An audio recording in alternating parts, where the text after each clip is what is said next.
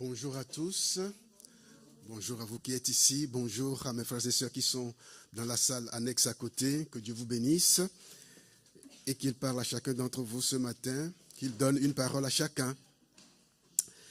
Avant de lire le texte biblique que je vais exploiter ce matin, je voudrais juste signaler que nos deux sœurs Colette et Laetitia ont été opérées, tout s'est bien passé, mais portez-les dans la prière. Peut-être qu'elles seront indisponibles quelque temps. En tout cas, nos prières les accompagnent. Et puis ce matin, Arnaud, que vous connaissez, Arnaud, qui est un fils de l'Église, est maintenant rentré de Marseille. Il va être aujourd'hui, ce matin, installé comme pasteur à l'Église baptiste de l'avenue du Maine. Pensons à lui et à son ministère également pour que le Seigneur l'accompagne et soit avec toute la famille, que la famille puisse s'intégrer dans cette communauté qui a été ma communauté quand j'étais jeune, où j'ai grandi. Voilà, que le Seigneur les accompagne dans ce nouveau ministère, après avoir servi quelques années à Marseille. Je le dis parce que j'ai promis qu'on priera pour lui. On l'a fait dans la prière ce matin, avant le culte, et je le recommande à vous aussi, dans vos prières, pensez à lui. Alors je vous invite à lire un texte de l'Ancien Testament, un texte du premier livre de Samuel, le chapitre 13, les versets 15 à 23, j'ai mis 23, mais en fait c'est 22. Le verset 23, on va laisser tomber. Donc 1 Samuel chapitre 13, verset 15 à 22.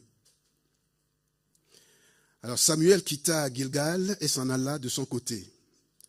Le reste de la troupe accompagna Saül lorsqu'il partit de Gilgal pour rejoindre ses autres soldats à Gibéa de Benjamin.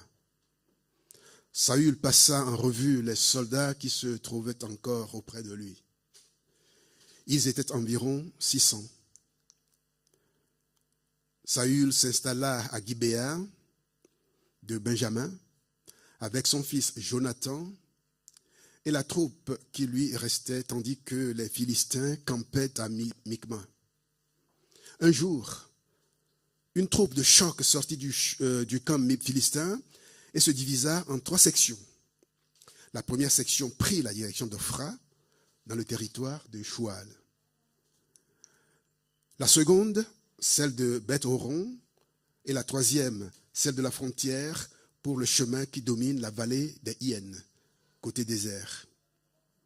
À cette époque, alors je vous invite à porter votre attention sur la suite du texte, les derniers versets. À cette époque, on ne trouvait aucun forgeron dans tout le territoire d'Israël, car les Philistins ne voulaient pas que les Hébreux se fabriquent des épées et des lances. Chaque Israélite devait se rendre chez un forgeron philistin pour faire aiguiser son soc de charrue, sa pioche, sa hache ou son pic. Aiguiser un soc de charrue, une pioche, une fourche, une hache ou redresser un aiguillon à bétail coûtait les 2/3 d'une pièce d'argent, c'est-à-dire le salaire d'une journée.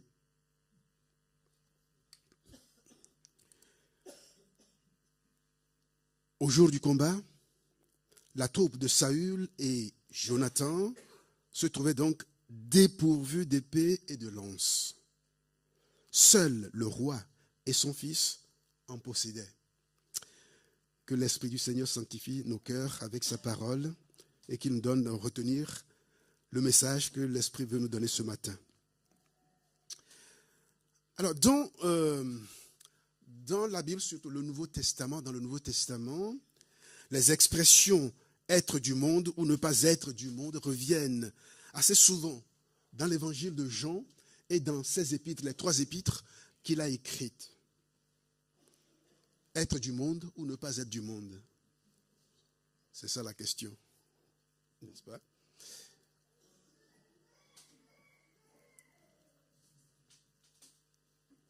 Qu'est-ce que Jean nous exhorte à vivre quand il exploite ou quand il exprime ces expressions-là, quand il donne ces expressions régulièrement dans son texte?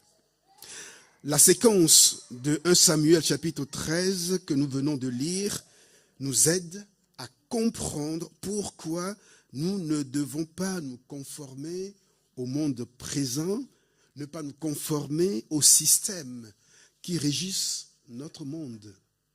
En fait, c'est la grande leçon que nous allons retenir de ce texte de 1 Samuel chapitre 13.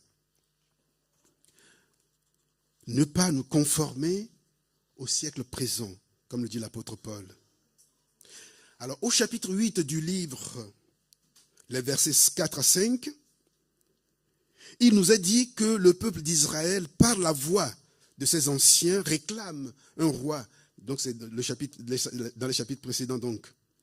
Le peuple d'Israël, par la voix de ses anciens, réclame un roi. Le peuple veut se constituer en un État monarchique, comme il y en a dans la région. Le peuple voyait les autres peuples, le peuple d'Israël voyait comment les autres peuples étaient organisés, comment ils fonctionnaient. Et le peuple d'Israël ne voyait pas autrement la possibilité de s'affirmer contre ces peuples s'ils ne s'organisent pas à la manière dont ces peuples s'organisent. Alors, malgré ce choix d'un royaume, d'un État monarchique, ou plutôt à cause justement de ce choix, très rapidement, Israël s'est retrouvé livré à ses ennemis, notamment aux Philistins, dont il est question dans le texte que nous avons lu. Donc les chapitres 13 et 14 du livre indiquent les moyens et les effets de cet asservissement systématique du peuple de Dieu au peuple philistin ou aux ennemis du peuple de Dieu. Les Philistins ont installé des postes autour d'Israël. Ils tiennent solidement d'importantes positions stratégiques et provoquent la déroute totale parmi les Israélites. Ces derniers, devant cette pression, n'avaient d'autre moyen que de fuir,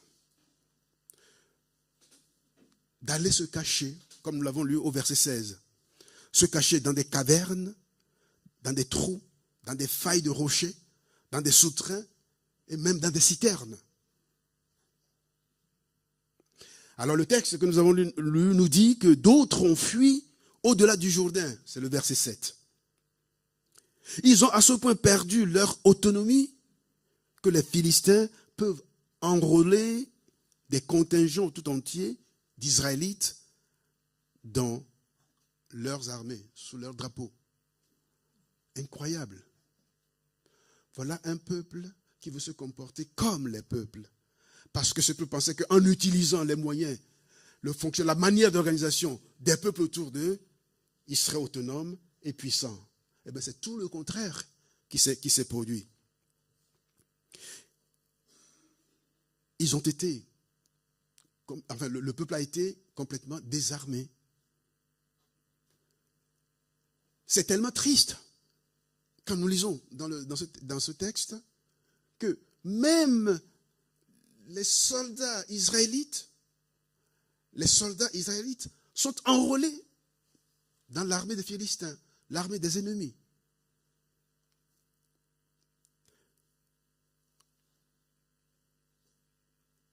Et les Philistins avaient bien organisé les choses pour rendre à néant l'armée israélite. Au verset 19, par exemple, je ne l'ai pas noté, mais je vous le lis. Le verset 19. À cette époque, on ne trouvait aucun forgeron dans tout le territoire d'Israël. Car les Israélites, les Philistins, ne voulaient pas que les Hébreux se fabriquent des épées ou des lances. Vous l'avez entendu tout à l'heure dans la lecture. Les Philistins ont organisé la vie des Hébreux de telle sorte que les soldats hébreux n'arrivent plus à aiguiser leurs armes. À l'époque, c'était des flèches, des tridents ou autres qu'on utilisait à la guerre. Donc les Philistins avaient tellement dominé tellement le peuple d'Israël qu'ils ont organisé leur vie pour les soldats n'aient pas l'occasion d'aiguiser justement ces armes.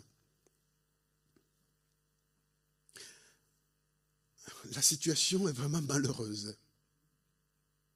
Le peuple pensait que s'il s'organisait à la manière de ceux qui sont des peuples qui sont autour d'eux, enfin autour de lui, pardon, eh bien, il sera fort.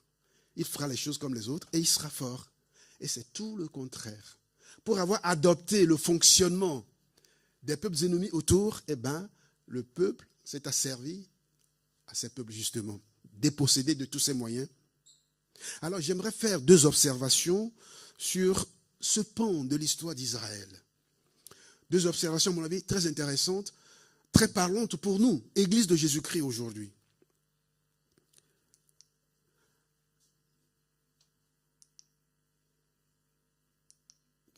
Voilà.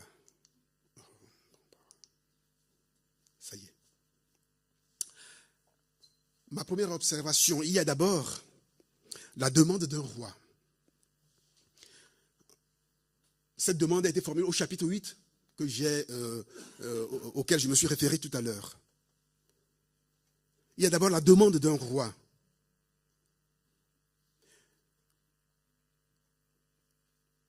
Une demande qui va entraîner le peuple dans un épisode tragique de sa vie. La demande, formulée au chapitre 8, établit sur nous, c'est les anciens du peuple qui vont voir le prophète pour lui dire, établit sur nous, pour nous juger, un roi comme en ont toutes les nations. La demande paraît anodine et justifiée, puisque la situation politique de la région paraît au peuple telle qu'il lui faut une structure de royauté, une structure étatique, une organisation comme en ont les autres peuples pour espérer une victoire. Donc cette demande anodine et justifiée devient un piège. Ce n'est même pas que la demande devient. Dans la demande même se trouve le piège. Cette demande est un piège pour Israël, car c'est en même temps le rejet de Dieu qu'il formulait. Parce que jusque-là, c'est Dieu lui-même qui dirigeait le peuple par la voix de ses prophètes. Et en demandant un roi, le peuple dit en fait, nous ne voulons plus que Dieu nous dirige directement, nous voulons avoir un roi qui règne sur nous et qui nous conduise dans nos affaires. Donc cette demande anodine, comme je le dis, est en fait une demande pernicieuse, une demande dangereuse, un piège pour le peuple. En tout cas, c'est ce que Dieu répond à Samuel quand Samuel est allé devant Dieu dire la demande du peuple. C'est ce que Dieu lui dit. Le prophète Samuel était désemparé, était malheureux par cette demande, mais Dieu lui dit, mais écoute Samuel, c'est pas toi, c'est plutôt moi que le peuple rejette.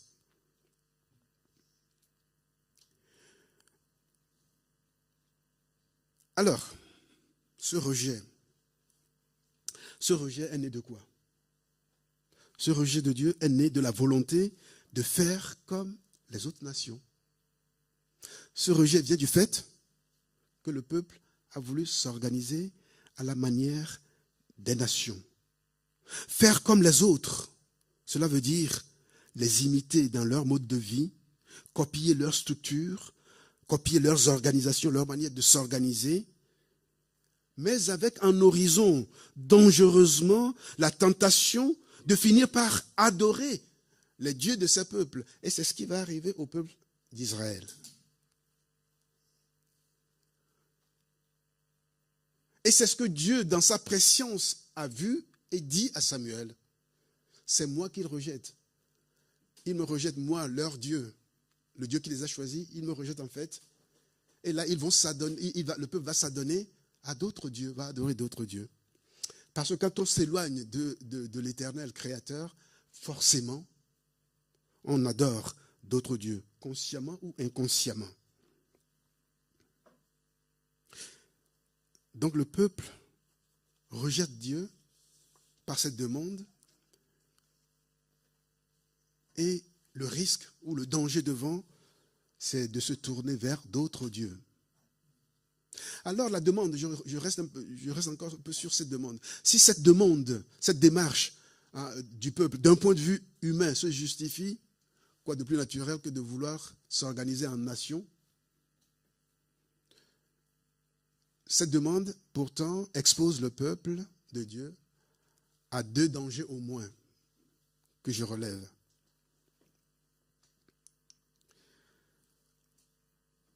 D'abord, le danger de croire que l'établissement de structures humaines est cet établissement de structures humaines est incontestable, incontournable pour la réussite d'une œuvre qui est avant tout une œuvre divine. Le peuple d'Israël, bien que peuple, parmi les peuples, est différent. Parce que Dieu l'a choisi pour une mission bien particulière. Bien qu'il soit peuple parmi les peuples, étant choisi par l'Éternel, le peuple doit avoir une autre façon de s'organiser, de fonctionner, de vivre, pour pouvoir accomplir ce pourquoi Dieu l'a choisi. Donc, croire que les structures du monde, les organisations du monde sont incontournables pour la réussite de la vie du peuple de Dieu, c'est une erreur. C'est même une faute, j'allais dire, c'est même un péché. Parce que dans la définition étymologique du mot péché, c'est rater le point. C'est Dieu étant celui que nous devons viser, on pêche quand on rate Dieu. C'est ça la définition étymologique du mot péché. C'est-à-dire se dévier de la voie que Dieu a tracée pour son enfant ou son peuple. L'œuvre d'un peuple de Dieu ou l'œuvre de l'Église, comme l'œuvre du peuple de Dieu de l'époque, est une œuvre avant tout divine, c'est une œuvre spirituelle. Et donc, c'est porté par des principes spirituels que nous devons diriger cette œuvre, y compris nos vies individuelles, parce que nous aussi, individuellement, nous avons été choisis. Si Dieu vous a choisi chacun, ça veut dire que votre vie doit être organisée selon les principes de Dieu. Vous ne pouvez pas vous dire, ah oui, dans le monde maintenant, c'est comme ça qu'on fait. Alors nous aussi on va faire. Eh bien sur le plan spirituel, vous allez chuter de très haut et ça va vous faire mal. C'est seulement spirituellement que vous devez organiser votre vie. Bien sûr, vous êtes dans le monde, et je reviens à l'expression de l'apôtre Jean. Vous êtes dans le monde, mais vous n'êtes pas des enfants du monde. Ce n'est pas le monde qui vous a enfanté.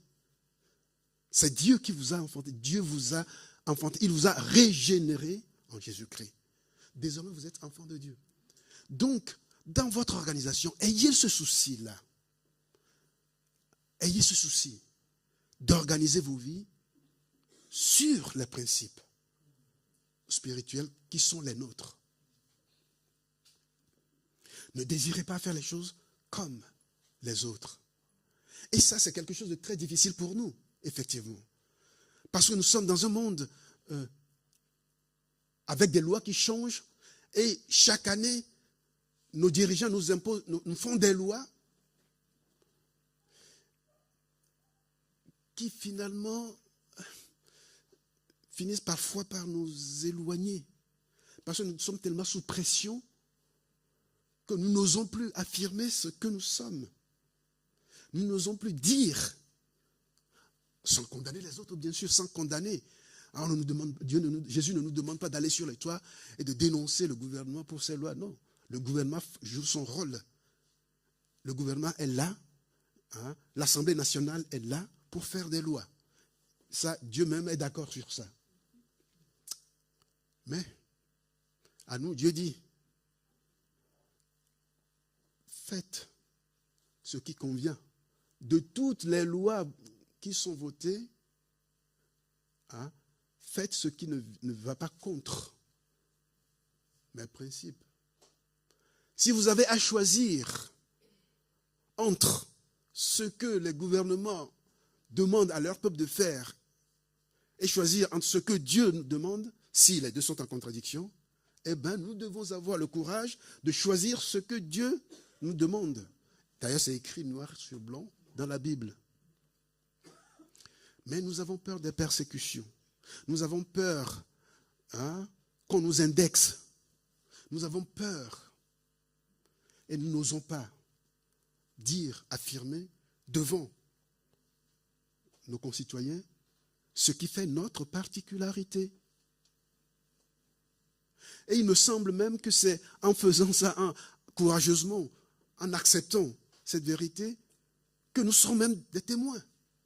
Il ne s'agit, je le répète, il ne s'agit pas de dénoncer les gens, non, mais il s'agit de vivre nos principes pour qu'ils soient obligés de nous interroger. Mais comment vous trouvez votre mode de vie? Comment vous trouvez ça? Où vous trouvez ça? Dans quel livre vous trouvez ces règles qui vous régissent et qui vous font rayonner comme vous l'êtes? Mes enfants, quand ils étaient petits, nous étions en Martinique. Vous savez, en Martinique, il y a pas mal de drogue. Et jusqu'aujourd'hui, d'ailleurs, les îles antillaises sont devenues des plaques tournantes de la drogue. Et à l'époque, c'était le cas, il y a de cela 16 ans ou 15 ans, je ne sais plus, en tout cas. Mes enfants étaient petits, je leur disais régulièrement, ce n'est pas en cédant aux sollicitations de vos camarades d'école que vous allez montrer que vous êtes quelqu'un. Je leur disais, mais apprenez à leur dire non, à vous affirmer devant eux.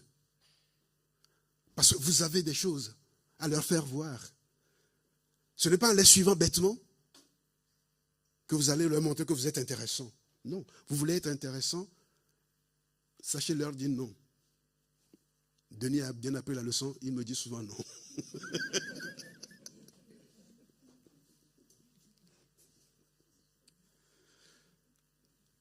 C'est parce que quand nous sommes décidés, nous avons le courage de vivre ce que nous sommes, nos principes. C'est à ce moment-là que nous serons intéressants. Parce que nous aurons quelque chose que les autres n'auront pas, ou que n'ont pas. Et nous pouvons leur proposer ce mode-là. Donc croire que l'établissement de structures humaines est incontournable pour la réussite d'une œuvre qui est avant tout divine, spirituelle, c'est se tromper, c'est s'égarer. Parce qu'avec ça, il y a la tentation évidente de compter sur ces structures, sur ces organisations, plutôt que sur Dieu. Et pour l'Église de Jésus-Christ, surtout en France, à mon avis, la tentation est encore plus grande. Parce que la France, hier, je pense que je l'ai dit à la soirée de louange, parce que il y a ce qu'on appelle la laïcité en France. Alors, ça veut dire quoi? Ça veut dire que dans ce cadre-là, les églises sont obligées de se constituer en association, loi 1965. Donc la loi nous impose de nous organiser selon cette loi, de structurer notre vie selon cette loi. Je ne rejette pas cela. Nous avons notre association, notre église est constituée en association 1905, association cultuelle, pas culturelle. C'est vrai. Mais il arrive dans des églises où on constate que justement cette organisation prend le pas sur l'organisation spirituelle. Eh bien, je peux vous dire qu'elles ont disparu. surtout dans les années 60 par exemple, où on a découvert que finalement, là c'est les sciences de la psychologie qui ont découvert la chose. Hein, on a découvert que finalement, hein, il suffit de bien aider les gens sur le plan psychologique, à bien se sentir en eux, il n'y a plus besoin d'église. Et dans les années 60, jusqu'au début 70, des temples protestants sont devenus des lieux d'association tout simplement, où on faisait des activités. Et ça crée beaucoup de problèmes. C'est dans les années 80, en fait, qu'on s'est rendu compte qu'on s'égarait. Et le réveil a été... Bon, ça a été un bon réveil de l'époque dans les années 80, mais seulement on a quitté aussi un extrême pour l'autre. On était tellement contents de retrouver les principes spirituels que quelque part aussi on faisait n'importe quoi. L'Église, le peuple de Dieu, l'Église est avant tout un corps spirituel. Donc les règles qui doivent diriger cette Église, les règles sur lesquelles on doit compter pour la direction de cette Église, doivent être les règles spirituelles. Ainsi aussi pour nos vies individuelles. Ce sont les principes que le Seigneur vous donne. Ce sont ces principes-là qui doivent orienter vos vies. Ça, c'est ma première observation. La deuxième observation,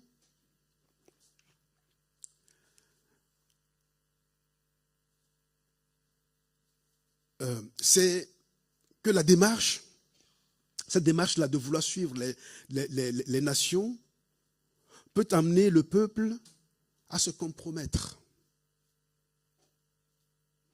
Et ça, c'est, bon, peut-être je l'ai évoqué un peu tout à l'heure, et ça, c'est le deuxième danger, le pire. Être amené à se compromettre. Et c'est ce qui est arrivé au peuple d'Israël. Et la compromission se retourne contre le peuple. Cette compromission met le peuple à la merci de ses ennemis. Cette compromission a été finalement un moyen dont l'ennemi s'est servi pour complètement, totalement désarmer le peuple.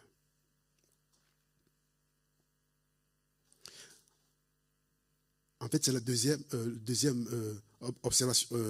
point de la première observation, qui est la demande du roi.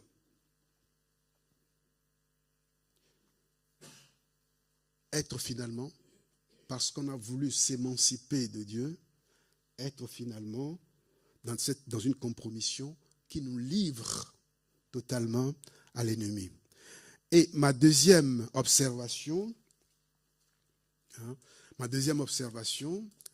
c'est la stratégie de l'ennemi qui consiste à priver Israël de moyens de se fabriquer des armes, de sorte qu'au jour de la bataille, les soldats se retrouvent désarmés. Alors nous lisons au verset 20 à 22, chaque Israélite devait se rendre chez un forgeron philistin pour faire aiguiser son soc de charrue, sa pioche, sa hache ou son pic. Aiguiser un soc de charrue, une pioche, une fourche, une hache, ou redresser un aiguillon à bétail coûtait les 2/3 d'une pièce d'argent, comme je le disais tout à l'heure, c'est-à-dire les 2/3 d'un salaire journalier. Au jour du combat, la troupe de Saül et de Jonathan se trouvait donc dépourvue d'épée et de lance. Il n'y a plus que le roi et son enfant, son fils Jonathan, qui en possédaient. Toute l'armée n'avait pas d'armes pour combattre.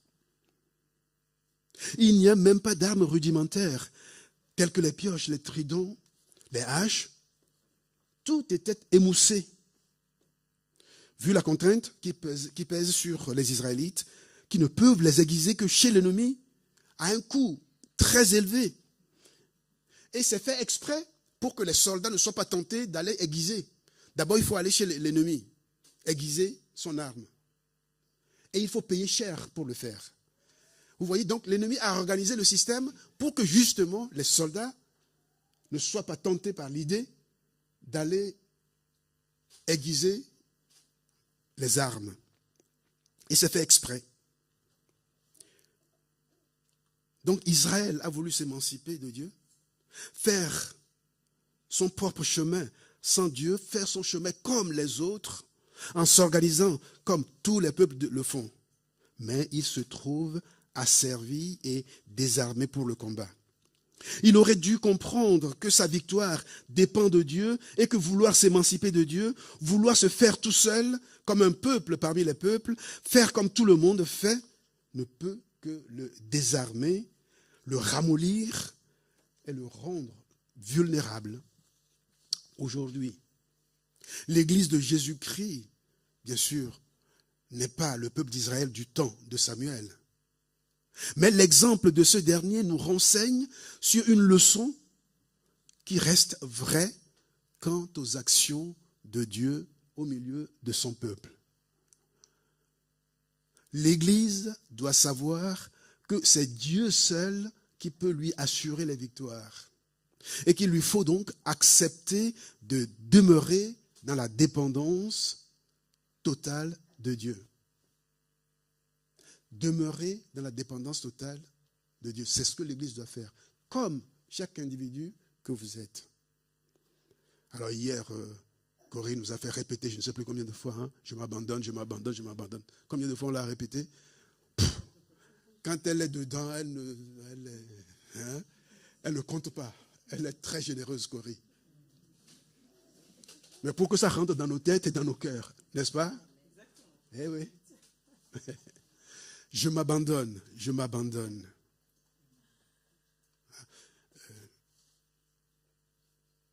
L'abandon de soi à Dieu, l'abandon de soi entre les mains, je ne cesse de vous le répéter, que ce soit publiquement ou individuellement quand je vous reçois.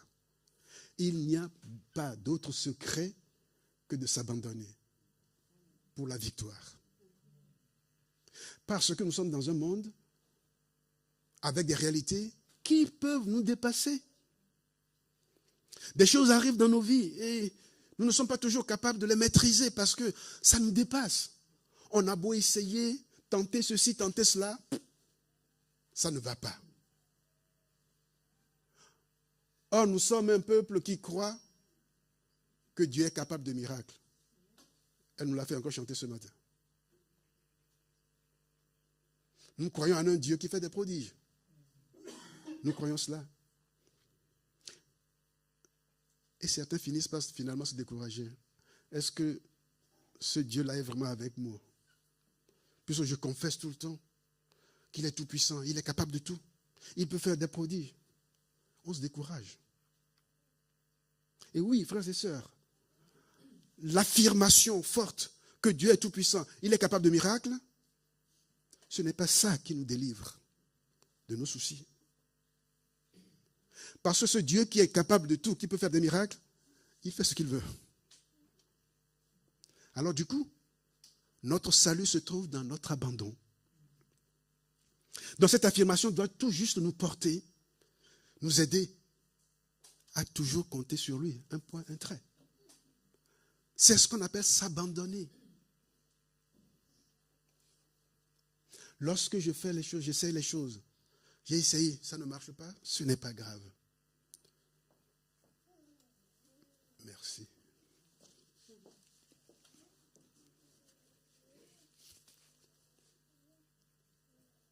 J'essaie les choses, je tente de résoudre mes soucis, mais ça, j'y arrive pas. Ce n'est pas la fin de la vie. Ce n'est pas grave. Parce que je sais que ma vie est entre les mains de quelqu'un qui est plus grand que mes difficultés. Je ne chercherai pas à résoudre mes problèmes à la manière du monde. Même si je dois périr, je péris. Je ne vais pas régler les choses, je ne vais pas organiser ma vie selon le monde. Je veux l'organiser selon Dieu. C'est ce qu'on appelle s'abandonner entre les mains de Dieu. En fait, quand on a tout essayé, rien n'a marché, savoir se taire. Savoir se taire. Et c'est ce que le prophète fait. Le prophète a parlé, gémir, c'est Jérémie. Dans ses lamentations, à un moment donné, il a compris. Il dit, mais bon, finalement, ce que je vais faire, c'est que je me taire. Je me taire et laisser et voir ce que ce Dieu peut faire. L'apôtre Paul recommande au jeune Timothée, il lui recommande de combattre le bon combat. 1 Timothée chapitre 1 verset 18. Mais ce bon combat ne peut être combattu que si le soldat Timothée ne se laisse pas dépouiller de ses armes par un monde ennemi de Dieu et de son Église. Combat le bon combat. Le combat est bon lorsque nous combattons avec les armes qui sont les nôtres, pas avec les armes du monde. L'ange de l'Éternel dit à Gédéon, va avec la force que tu as.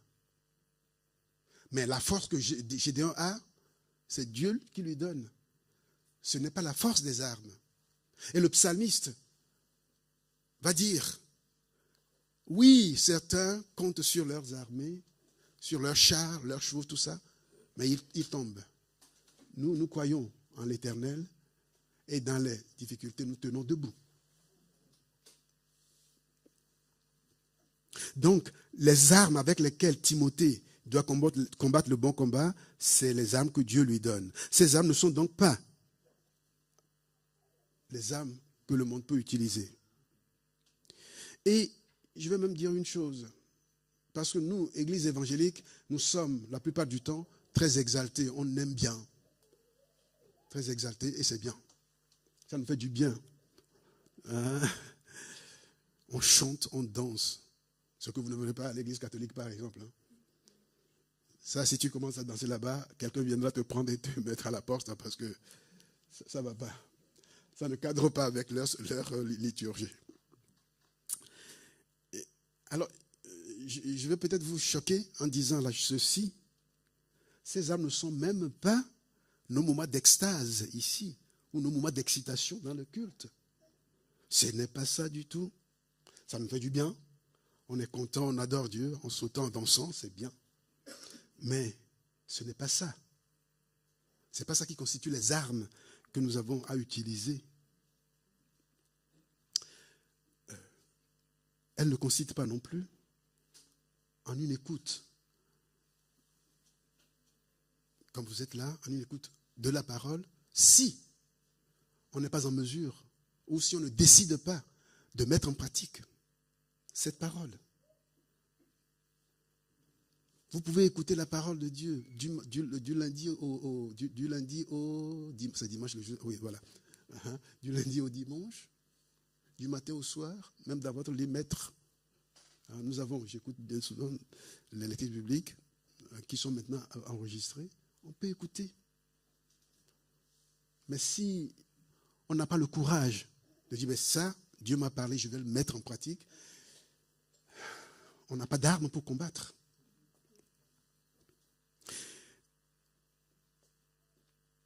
D'après l'apôtre Paul,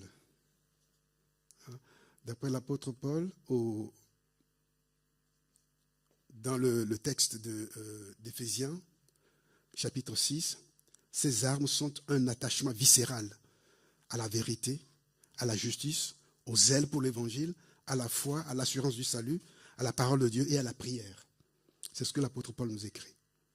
Le combat de l'Église aujourd'hui est aussi intense, aussi périlleux sur le plan spirituel que celui d'Israël au temps de Samuel. Dans nos organisations, dans nos structures et nos efforts, soyons juste convaincus et montrons au monde que c'est sur Dieu que nous nous comptons. C'est lui la force avec laquelle nous avançons. C'est ce que nous devons connaître, comprendre et vivre. Évitons donc toute compromission qui pourrait nous émousser. Évitons donc de vouloir faire comme le monde. Cela risque de nous émousser Évitons tout alignement sur les manières du monde qui pourraient nous désarmer sur le plan spirituel. Prenons sur nous toutes les armes de Dieu afin de pouvoir résister et de remporter la victoire que le Christ a acquise déjà pour chacun d'entre nous. Acceptons le combat, acceptons-le, mais acceptons de le mener avec les armes de Dieu, que ce soit au niveau de notre communauté. Si nous voulons que notre communauté traverse les âges jusqu'à ce que Jésus revienne, eh bien, ce sont ces armes-là que nous devons instituer, donner. Ce sont ces armes que nous devons accepter.